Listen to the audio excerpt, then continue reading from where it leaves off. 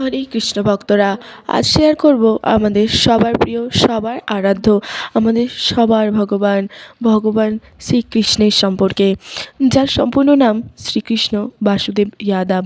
দ্বাপর যুগের শেষ অবতার ভগবান এই অবতারে 126 বছর 8 মাস লীলা করেছিল, যার মধ্যে 11 বছর করেছিল বাল্যলীলা, 10 বছর করেছিল মথুরা লীলা ও সবথেকে বেশি 105 বছর দ্বারকায় লীলা করেছিল। আজ থেকে প্রায় 5000 বছর আগে ভগবানের জন্ম হয়েছিল মথুরার কংসের কারাগারে মাতা দেবকী ও পিতা বাসুদেবের অষ্টম পুত্র রূপে। বাসুদেব কংসের ভয়ে সমুদ্র পেরিয়ে বৃষ্টির দিনে গোকুলে মা যশোদার কাছে নন্দের আলয়ে রেখে মা মহামায়ার এক রূপকে সঙ্গে নিয়ে যায়।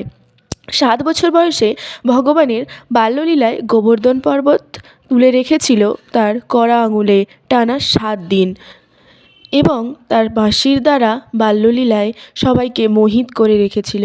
এমনকি সবথেকে আশ্চর্যজনকভাবে মাত্র 11 বছর বয়সে কংসকে মথুরাতে গিয়ে বধ করেছিল।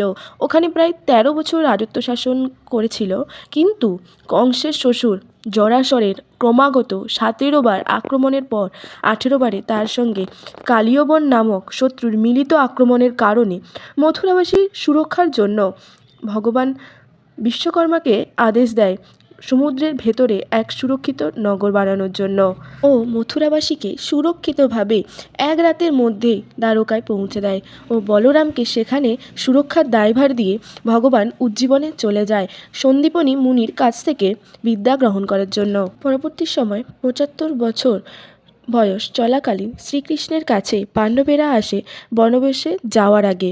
বনবাস থেকে ফেরার পর দুর্যোধন যখন পাণ্ডবদের তার রাজত্ব ফিরিয়ে দেয় না, তখন ভগবান মহাভারতে ঘোষণা করে 89 বছর বয়সে ও এরপর প্রায় 126 বছর 8 মাস বয়সে তীরের আঘাতে ভগবান দেহত্যাগ করে।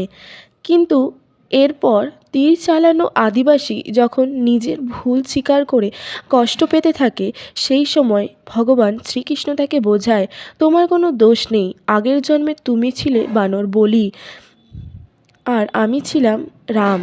আমি তোমাকে আমার তীরের দ্বারা হত্যা করেছিলাম, তাই সেই কর্মের ফলে এই জন্মে তুমি আমার ওপর তীর চালালে। এর দ্বারা ভগবান দেহ ত্যাগ করার সময়ও কর্ম, ফল, জন্ম ও পুনর্জন্মের শিক্ষা ও জ্ঞান দান করে গেছেন আমাদের। মন থেকে সবাই বলো রাধে রাধে, আর সঙ্গে থেকো পরের অবতারের জন্য।